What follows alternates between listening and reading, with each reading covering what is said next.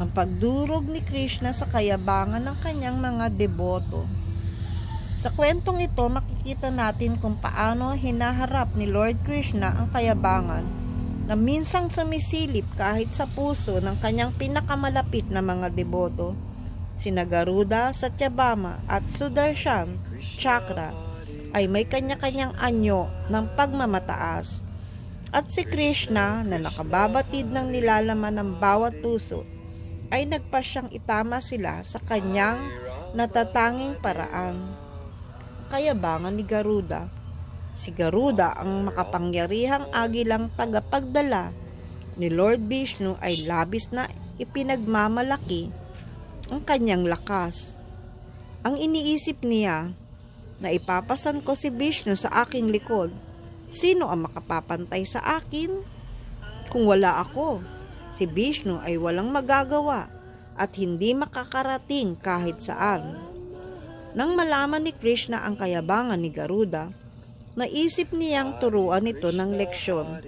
Tinawag niya si Garuda at inutusan siyang pumunta sa Ganda Madana Parbat upang sunduin si Hanuman.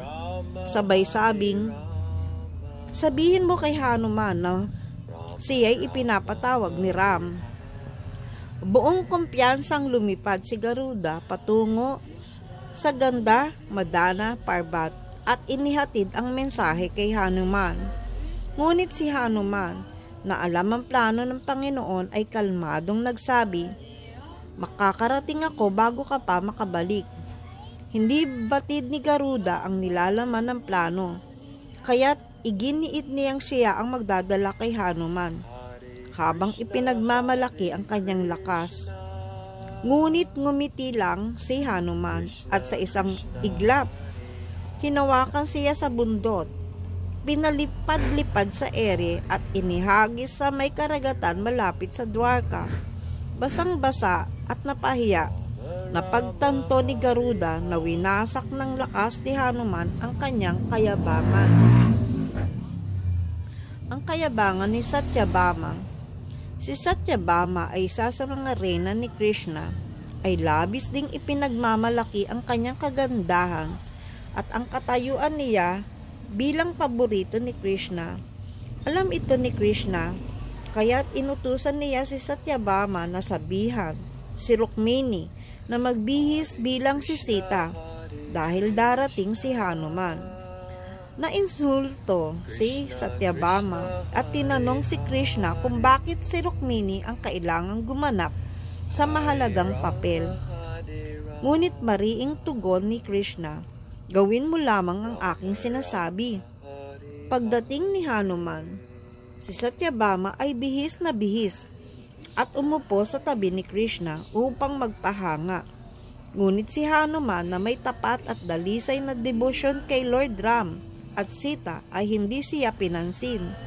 Sa halip, nagbigay galang lamang siya kay Rukmini na kinilala niyang si Sita. Sa sandaling iyon, nadurog ang kayabangan ni Satyabhama. Naunawaan niyang ang kagandahan at katayuang kanyang ipinagmamalaki ay walang halaga sa harap ng tunay na debosyon. Kayabangan ni Sudarshan Chakra. Maging si Sudarshan Chakra, ang makapangyarihang sandata ni Krishna, ay hindi rin nakaligtas sa kayabangan. Sa kanyang isipan, kung wala ako, ano si Krishna? Ako ang tagapagtanggol niya. Nang mabatid ito ni Krishna, inutusan niya si Sudarshan na bantayan ang pintuan ng palasyo sa pagdating ni Hanuman. Nang dumating si Hanuman, pinigilan siya ni Sudarshan. Ngunit si Hanuman, nabatid ang kanyang sariling lakas, ay marahang kinuha si Sudarshan at isinilid ito sa kanyang bibig. Hindi makagalaw si Sudarshan at tuloy-tuloy na pumasok si Hanuman sa palasyo. Nang makita ni Krishna, pabirong sinabi niya, anong nasa bibig mo, Hanuman? Tabako ba yan? Pagkatapos nito ay inilabas ni Hanuman si Sudarshan, ang sandata. Napahiya at mapagkumbaba na ay umamin na napagtagumpayan siya ni Hanuman. Sa pamamagitan ng mga pangyayaring ito, itinuturo ni Krishna ang kahalagahan ng kababaang loob sa kanyang mga deboto.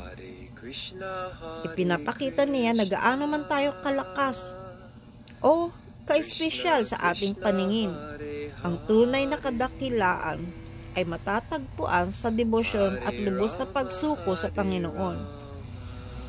Ang kayabangan kahit sa puso ng matapat na deboto ay kailangang alisin upang umunlad sa espiritual na landas.